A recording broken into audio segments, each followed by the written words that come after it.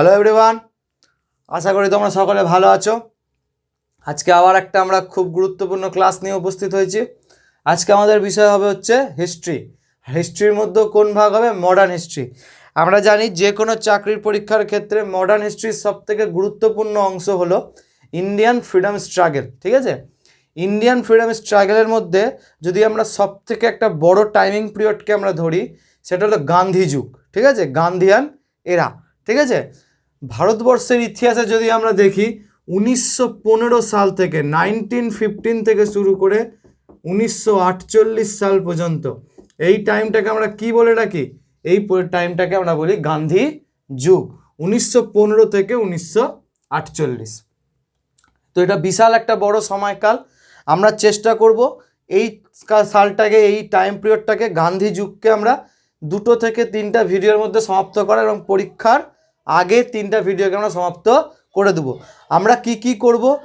আমরা মেন সবথেকে গুরুত্বপূর্ণ যেগুলো আউটলাইন, সেগুলো নিয়ে আমরা আলোচনা করব। ঠিক আছে, সবার আগে আমরা দেখব, যদি আমরা দেখি গান্ধী যুগকে। ঠিক আছে, খুব ঠান্ডা মাথায় শুনবো, আর আমরা বেশি বড় ভিডিও করব না, খুব তাড়াতাড়ি আমরা ভিডিওকে প্রত্যেকটা ভিডিওতে মেন টপিক, যেখান থেকে এক্সাম পয়েন্ট অফ ভিউ থেকে কি কোশ্চেন এখানে আসতে পারে। ঠিক আছে, সবার আগে আমরা যদি দেখি, যেটাকে আমরা গান্ধী যুগ বলি, গান্ধীর হচ্ছে ব্যক্তিগত যদি আমরা দেখি, গান্ধীর জন্ম হয়, মহাত্মা গান্ধীর জন্ম হয় হচ্ছে 1869 সালে, 1869 গুজরাটের পোরবন্দরে। ঠিক আছে, 1869 মহাত্মা গান্ধীর জন্ম হয়। এবার মহাত্মা গান্ধী যদি আমরা কার্যকালকে, অর্থাৎ আমরা যদি দেখি মহাত্মা গান্ধী যে কাজের প্রক্রিয়াতে 3টা দেশকে আমরা দেখতে পাই। ঠিক আছে, আমরা যদি এভাবে ভাগ করে নিই, গান্ধীর টাইম পিরিয়ডকে আমরা 3টা দেশে ভাগ করে নিতে পারি।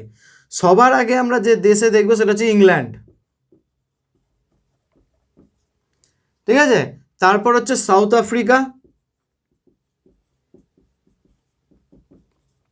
ঠিক আছে, তারপর হচ্ছে ইন্ডিয়া। ঠিক আছে, গান্ধীর কার্যকালকে আমরা যদি 3টা দেশে ভাগ করি, তাহলে ইংল্যান্ড, সাউথ আফ্রিকা আর ইন্ডিয়া। ঠিক আছে, ইংল্যান্ডে গান্ধীর কতটুকুটা অংশ গুরুত্বপূর্ণ? তার কারণ গান্ধী ব্যারিস্টারি পড়তে কোথায় গেছিল? ব্যারিস্টারি পড়াশোনার জন্য ইংল্যান্ডে গেছিল 1889 থেকে 1891। আমি কি বললাম? 1869 জন্ম গান্ধীজির। ঠিক আছে, 1889 থেকে 89, 3 বছর গান্ধীজি ব্যারিস্টারি পড়তে কোথায় গেছিল? ইংল্যান্ডে গেছিল। ঠিক আছে, কোশ্চেন জিজ্ঞেস করতে পারে। ঠিক আছে, তারপর ওখান থেকে ফিরে কোথায় আসে? ভারতে আসে। ওখান থেকে ফিরে কোথায় আসে? ডাইরেক্ট ভারতে এখানে উকিলের কাজ করার চেষ্টা করে, কিন্তু সেখানে সফল হয়নি। এবার গান্ধীজির জীবন এখান থেকে নতুন টার্নিং নিতে শুরু করে 1893-তে। কিভাবে শুরু হয়? সেই সময় সাউথ আফ্রিকাতে একজন মুসলিম ছিলেন, যার নাম হচ্ছে দাদাভাই আবদুল্লাহ। 1893 সালে সাউথ আফ্রিকার একজন মুসলিম ছিল, যার নাম কি ছিল? দাদাভাই আবদুল্লাহ। দাদাভাই আবদুল্লাহ তার কেসকে লড়ার জন্য ভারত থেকে কাকে ডেকে পাঠায়? গান্ধীকে ডেকে পাঠায়। ঠিক আছে, 1893 সালে সাউথ আফ্রিকার একজন মুসলিম, কি নাম বললাম? দাদাভাই আবদুল্লাহ, গান্ধীজিকে কোথায় ডেকে পাঠায়? সাউথ আফ্রিকায় ডেকে পাঠায়। এবং সেখানে কি করার জন্য? তার কেস লড়ার জন্য। গুজরাটি মুসলিম ছিল দাদাভাই আবদুল্লাহ। ঠিক আছে, ওখানে গিয়ে গান্ধীজি দেখে সেখানে রংভেদ, অর্থাৎ সাদা চামড়া এবং কালো চামড়ার মধ্যে ভেদাভেদ ওখানে দেখতে পাওয়া যায়। ঠিক আছে, এবং গান্ধীজি ওখানে গিয়ে কি করে? এখান থেকে সাউথ আফ্রিকা থেকে কি কাজ আছে এখানে, ডাইরেক্ট তোমাকে কোশ্চেন জিজ্ঞেস করবে, মুখস্থ করে নেবা। 1893 সালে গান্ধীজি কোথায় যায়? সাউথ আফ্রিকা যায়। এবং 1894 সালে, 1894-এ গান্ধীজি কি করে? 1894 সালে সেখানে নাটাল ইন্ডিয়ান কংগ্রেসের স্থাপনা করে। কোশ্চেন জিজ্ঞেস করবে, নাটাল ইন্ডিয়ান কংগ্রেসের স্থাপনা কে করে? গান্ধীজি। কত সালে করে? 1894 সালে। ঠিক আছে, সেখানে নাটাল ইন্ডিয়ান কংগ্রেসের স্থাপনা করে, এবং সেখানে কি সাদা চামড়া কালো চামড়া, অর্থাৎ যেটাকে রংভেদের নীতি বলে, ইংরেজিতে এর জন্য একটা শব্দ প্রয়োগ হয় যেটাকে অ্যাপারথাইড বলে। ঠিক আছে, ওটার জন্য গান্ধীজি ওখানে লড়াই শুরু করে, এবং 1894 সালে কি প্রতিষ্ঠা করে? Natal Indian Congress. ঠিক আছে, এবং গান্ধীজি ওখানে গিয়ে কি হয়? 1906 সালে, কি বললাম? 1906 সালে গান্ধীজি ওখানে কি তৈরি করে? ওখানে ডারবানে। আচ্ছা, 1906-এর ঘটনার আগে আর একটা ঘটনা বলে দিই। 1893 সালে গান্ধীজির সঙ্গে এরকম একটা ঘটনা ঘটে যে গান্ধীজি প্রিটোরিয়া থেকে ডারবান যাচ্ছিল, ঠিক আছে, প্রিটোরিয়া থেকে কোথায় যাচ্ছিল, ডারবানে, এবং সেখানে মেরিটসবার্গ বলে একটা স্টেশনে গান্ধীজিকে, যেহেতু গান্ধীজি ফার্স্ট ক্লাস কামরার ট্রেনে উঠে গেছিলো, যেহেতু গান্ধীজি কি কালো চামড়ার ছিল, তো সেই কারণে যেহেতু ফার্স্ট ক্লাস কামরায় উঠে গেছিলো বলে ব্রিটিশরা কী করেছিল, গান্ধীজিকে সেখান থেকে ধাক্কা দিয়ে ফেলে দিয়েছিল। এখান থেকে গান্ধীজি নতুন করে একটা আন্দোলনের লড়াই স্টার্ট হয়, ঠিক আছে, মেরিটসবার্গ যেটা স্টেশন ছিল। তো জেনে নাও মানে কোথা থেকে যাচ্ছিলো, প্রিটোরিয়া থেকে ডারবান যাচ্ছিল, তো সেখানে এই ঘটনা ঘটে। তারপর গান্ধীজি কী করলো, 1894 সালে ন্যাশনাল ইন্ডিয়ান কংগ্রেসের গঠন করলো। তারপর 1906 সালে গান্ধীজি কোথায়, ডারবানে, 1906 সালে গান্ধীজি ডারবানে কি আশ্রম তৈরি করে, ফিনিক্স আশ্রম। কোশ্চেন জিজ্ঞেস করবে, ফিনিক্স আশ্রম, ফিনিক্স আশ্রম কে তৈরি করে, ফিনিক্স আশ্রম মহাত্মা গান্ধী তৈরি করেছিল। কত সালে, 1906 সালে ফিনিক্স আশ্রমের নির্মাণ করে কে, মহাত্মা গান্ধী। তারপর যদি আমরা দেখি ফিনিক্স আশ্রমের পরের কনসেপ্টেই 1909 সালে, ফিনিক্স আশ্রমের পরে আমরা কি দেখব, 1909 সালে, ঠিক আছে, ওখানে একজন জার্মানির ইঞ্জিনিয়ার ছিল যার নাম ছিল কোলেনবার্গ, ঠিক আছে, কি নাম বললাম আমি, কোলেনবার্গ। জার্মানির একজন কি ছিল, জার্মানির একজন ইঞ্জিনিয়ার ছিল। কোলেনবার্গের সহযোগিতায় 1909 সালে গান্ধীজি কিসের নির্মাণ করে, টলস্টয় ফার্ম, টলস্টয় ফার্ম। তাহলে জিজ্ঞেস করবে গান্ধীজি, এগুলো পরবর্তীতে আশ্রমে রূপ নিয়ে নিবে, ঠিক আছে, তো জিজ্ঞেস করবে গান্ধীজি দক্ষিণ আফ্রিকা থেকে কি করবে, গান্ধীজি দক্ষিণ আফ্রিকাতে 1894 সালে কি তৈরি করবে, ন্যাশনাল ইন্ডিয়ান কংগ্রেস, এবং 1906 সালে ওখানে কি ফিনিক্স আশ্রমের নির্মাণ করবে ডারবানে। আর 1909 সালে কি কোলেনবার্গ সহযোগিতায়, জার্মান একজন ইঞ্জিনিয়ার ছিল, কোলেনবার্গের সহযোগিতায় কিসের নির্মাণ করবে, টলস্টয় ফার্মের নির্মাণ করবে গান্ধীজি, ঠিক আছে, বোঝা গেল এত দূর অবধি। দক্ষিণ আফ্রিকায় গান্ধীজি সর্বপ্রথম তার সত্যাগ্রহের ব্যবহার করে। দুটো কোশ্চেন তোমরা মনে রাখবা, যদি জিজ্ঞেস করে গান্ধীজি তার প্রথম সত্যাগ্রহ কোথায় করেছিল, গান্ধীজি ওর প্রথম সত্যাগ্রহ করেছিল দক্ষিণ আফ্রিকাতে, ঠিক আছে। আর যদি জিজ্ঞেস করে ভারতে গান্ধীজি প্রথম সত্যাগ্রহের প্রয়োগ কোথায় করেছিল, চম্পারণ সত্যাগ্রহ 1917-তে, ঠিক আছে। তাহলে গান্ধীজি প্রথম সত্যাগ্রহ ব্যবহার কোথায় করেছিল, প্রথম সত্যাগ্রহ ব্যবহার গান্ধীজি করেছিল হচ্ছে দক্ষিণ আফ্রিকাতে, ঠিক আছে। তাহলে এটা মুছে দিলাম আমি।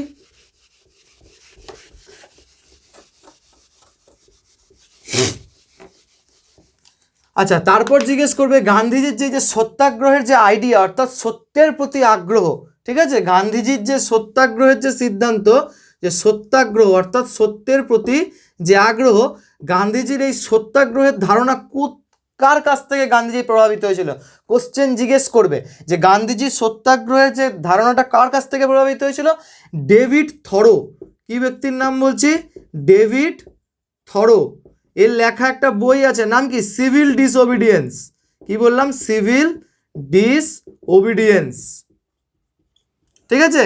গান্ধীজির কার কাছ থেকে প্রভাবিত হয়েছিল, ডেভিড থরোর লেখা সিভিল ডিসওবিডিয়েন্স থেকে গান্ধীজি প্রভাবিত হয়েছিল। গান্ধীজি আরও একজনের ক্ষেত্রে থেকে প্রভাবিত হয়েছিল, সেটা হচ্ছে রাস্কিনের আনটু দ্য লাস্ট। জিজ্ঞেস করবে গান্ধীজি দুজনের থেকে প্রভাবিত খুব ছিল, একজন হচ্ছে ডেভিড থরো যার লেখা কি সিভিল ডিসওবিডিয়েন্স, এখান থেকে সত্যাগ্রহের ধারণা নেওয়া। গান্ধীজির সত্যাগ্রহের ধারণা কোথা থেকে নেওয়া, সত্যাগ্রহের ধারণা নেওয়া হচ্ছে ডেভিড থরোর সিভিল ডিসওবিডিয়েন্স থেকে। এবং তাছাড়া গান্ধীজি আরেকজনের থেকে প্রভাবিত হয়েছিল, যেটা হচ্ছে রাস্কিনের লেখা আনটু দ্য লাস্ট গ্রন্থ, ঠিক আছে, ওটাকে গান্ধীজি কী করবে, গুজরাটি ভাষায় অনুবাদ করে দেবে, কি নামে করবে, সর্বোদয় নামে। আমরা যখন গান্ধীজির পুস্তক আর পত্রিকা পড়ব তখন আমরা এটা আবার আলোচনা করে নিব যে রাস্কিন লেখা কি, রাস্কিন বন্ডের লেখা ছিল হচ্ছে আনটু দ্য লাস্ট, ওটাকে গান্ধীজি কি করবে, গুজরাটি ভাষায় অনুবাদ করে দিবে, ওটার নাম কি হয়ে যাবে, ওটার নাম হবে হচ্ছে সর্বোদয়, ঠিক আছে। তাহলে এত দূর অবধি। এবার গান্ধীজি 1915 সালে ভারতে ফিরে আসবে। গান্ধীজি কি করবে, 1915 সালে গান্ধীজি ভারতে ফিরে আসবে। কবে ফিরে আসবে 1915 সালে, 9ই জানুয়ারি। 1915 সালে কি হবে, 9ই জানুয়ারি গান্ধীজি ভারতে ফিরে আসবে, ঠিক আছে। যেদিন ফিরে আসবে ওই কারণে 9ই জানুয়ারিকে আমরা কি পালন করি, 9ই জানুয়ারিকে আমরা পালন করি হচ্ছে, স্কিপ করে গেলাম হাত থেকে এই মুহূর্তে, 1915 সালে 9ই জানুয়ারিকে আমরা কী বলি? প্রবাসী ভারতীয় দিবস। হ্যাঁ ঠিক, ভুলে গেছিলো, মাথা থেকে বেরিয়ে গেছিলো। তো 1915 সালে গান্ধীজি কি কোন দিবস পালন করে? 9ই জানুয়ারিতে প্রবাসী ভারতীয় দিবস পালন করা হয়। ঠিক আছে, এরপর যদি আমরা দেখি গান্ধীজি 1915 সালে যখন ভারতে ফিরে আসে তখন গান্ধীজির রাজনৈতিক গুরু গোপাল কৃষ্ণ গোখলের কথায়, অর্থাৎ এখান থেকে আরেকটা কোশ্চেন মনে রাখবা যে গান্ধীজির রাজনৈতিক গুরু কে ছিল? গোপাল কৃষ্ণ গোখলে। এবং গোপাল কৃষ্ণ গোখলের রাজনৈতিক গুরু কে ছিল? মহাদেব গোবিন্দ রানাডে। এবং রানাডের রাজনৈতিক গুরু কে ছিল? কেশবচন্দ্র সেন। তাহলে আমরা কি বললাম? গান্ধীজির রাজনৈতিক গুরু ছিল হচ্ছে গোপাল কৃষ্ণ গোখলে 1915 সালে 9ই জানুয়ারিতে। তো গোখলের কথায় গান্ধীজি কি করে? গোখলে গান্ধীজিকে বলে যে সম্পূর্ণ ভারতের ভ্রমণ করতে। কোশ্চেন জিজ্ঞেস করবে তোমাকে যে গান্ধীজি কার কথায় ভারত ভ্রমণ শুরু করে। ঠিক আছে, গান্ধীজি কার কথায় ভারত ভ্রমণ শুরু করেছিল? গান্ধীজি গোপাল কৃষ্ণ গোখলের কথায় ভারত ভ্রমণ শুরু করেছিল। কিন্তু 1915 সালের ফেব্রুয়ারি মাসে কি হচ্ছে? ফেব্রুয়ারি মাসেই গোপাল কৃষ্ণ গোখলের মৃত্যু হয়ে যাচ্ছে। ঠিক আছে, তো 9ই জানুয়ারি আসলো, গান্ধীজিকে বললো, গান্ধীজি ভারত ভ্রমণে বেরালো এবং তারপরে কি ফেব্রুয়ারি মাসে গোপাল কৃষ্ণ গোখলের মৃত্যু হয়ে যাচ্ছে। এবং 1915 সালেই গান্ধীজি কি করছে? সাবরমতী আশ্রমের নির্মাণ হচ্ছে 1915 সালে। কোথায়? গুজরাটের আহমেদাবাদে সাবরমতী নদীর তীরে সাবরমতী আশ্রমের নির্মাণ হয়। কোনো কোনো বইতে বা তুমি দেখবা বিভিন্ন জায়গায় এই সাবরমতী আশ্রমের নির্ণয়ের সময় 1915 সাল না লিখে 1916 সাল লিখে দেয়। ঠিক আছে, বোঝা গেল? এতদূর অবধি মাথায় ঢুকলো? এতদূর অবধি কোনো অসুবিধা নেই। গান্ধীজি ভারতে প্রবেশ করে গেল, প্রবাসী ভারতীয় দিবস হয়ে গেল। ঠিক আছে,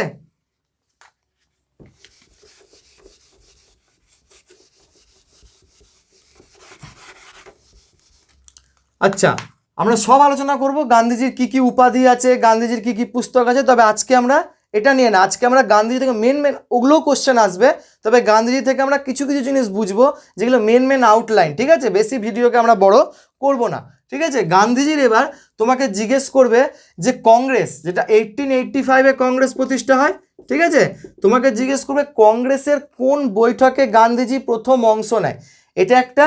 আর কংগ্রেসের কোন অধিবেশনের গান্ধীজি অধ্যক্ষতা করেছিল? একটাই অধিবেশনে গান্ধীজি অধ্যক্ষতা করবে। ঠিক আছে, তাহলে আমরা যদি দেখি 1901 সালে 1901 সালে কংগ্রেসের কোন অধিবেশন হচ্ছিল? কলকাতা অধিবেশন। এই অধিবেশনের অধ্যক্ষ ছিল দিনসা বাচা। কে ছিল? দিনসা বাচা। ঠিক আছে, এই অধিবেশনে গান্ধীজি কি করেছিল? প্রথম অংশগ্রহণ করেছিল। তোমাকে কোশ্চেন জিজ্ঞেস করবে কংগ্রেসের কোন অধিবেশনে গান্ধীজি প্রথম অংশগ্রহণ করেছিল? 1901 সালের কলকাতা অধিবেশনে, যেখানে অধ্যক্ষ কে ছিল? দিনসা বাচা। ঠিক আছে, এরপর যদি তোমাকে জিজ্ঞেস করে কংগ্রেসের কোন অধিবেশনে গান্ধীজি একমাত্র অধ্যক্ষ হয়েছিল, সেটা হবে হচ্ছে 1924 সালের বেলগাঁও অধিবেশন। বেলগাঁও কর্ণাটকে পড়ে। ঠিক আছে, 1924 সালের বেলগাঁও অধিবেশনে কে অধ্যক্ষ করেছিল? গান্ধী। ঠিক আছে, 1924 সালের বেলগাঁও অধিবেশনে কে অধ্যক্ষ হয়েছিল? গান্ধী। বোঝা গেল? তাহলে কংগ্রেসের সম্পর্কে গান্ধীজির কি সম্পর্ক আমি বুঝতে পারলাম। ঠিক আছে, এবার গান্ধীজি একটা কোশ্চেন জিজ্ঞেস করবে, গান্ধীজি কাকে দীনবন্ধু উপাধি দেয়? গান্ধীজি কাকে দীনবন্ধু উপাধি দেয়? একজন ব্যক্তি হবে যার নাম হবে C.F. অ্যান্ড্রিউস। কি নাম বললাম? C.F. অ্যান্ড্রিউস। সেই ব্যক্তি মানে গরিব দুঃখীদেরকে দেখে C.F. অ্যান্ড্রিউস খুব কষ্ট পেত, ওই কারণে গান্ধীজি তাকে কি উপাধি দিয়েছিল? গান্ধীজি তাকে দীনবন্ধু উপাধি দিয়েছিল। বোঝা গেল এতদূর অবধি?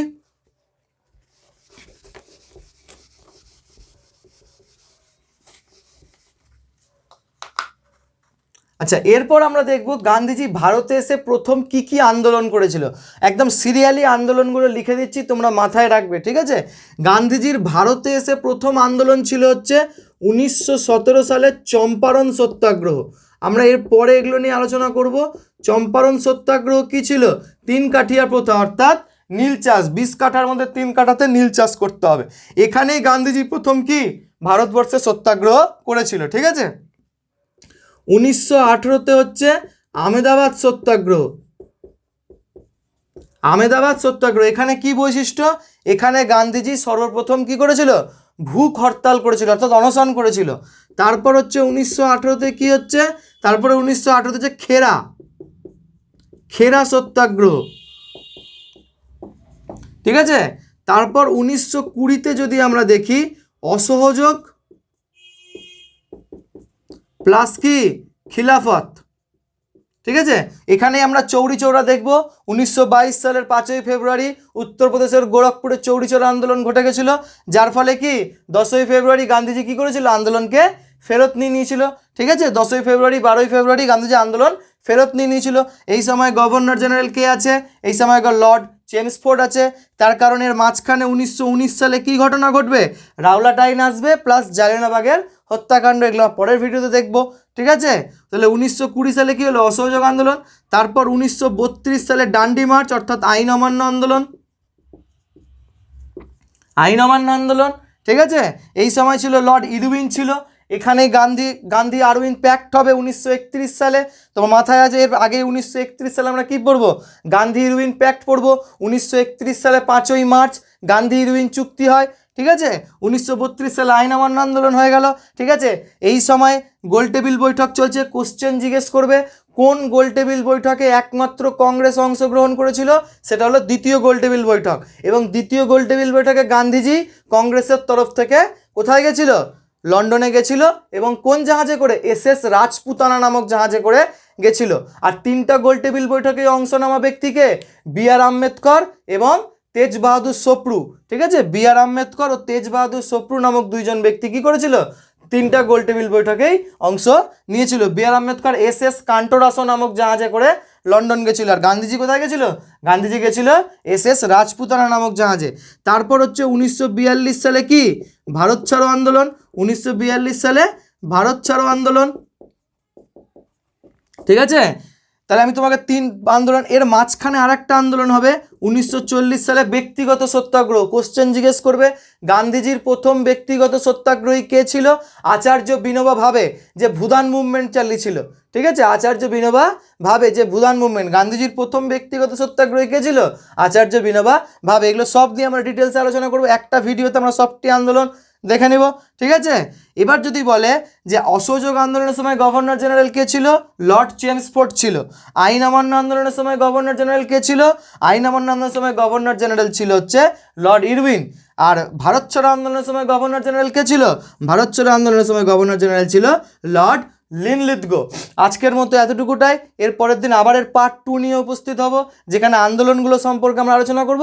এবং তার পরের ভিডিওতে আরও যেগুলো গান্ধীজির পুস্তক এবং গান্ধীজির উপাধি সম্পর্কে, যেরকম তোমাকে জিজ্ঞেস করবে 1 ম্যান বাউন্ডারি ফোর্স কে উপাধি দিয়েছিল, মাউন্টব্যাটেন দিয়েছিল, অর্ধনগ্ন ফকির, দেশদ্রোহী ফকির, রাষ্ট্রপিতা কে দিয়েছিল, রাষ্ট্রপিতা সুভাষচন্দ্র বসু দিয়েছিল, বাপু কে দিয়েছিল, এগুলো নিয়ে আমরা আলোচনা করব। তাহলে আজকের মতো এতটুকুটাই। তোমরা চ্যানেলকে লাইক করো, শেয়ার করো, সাবস্ক্রাইব করো। Thank you.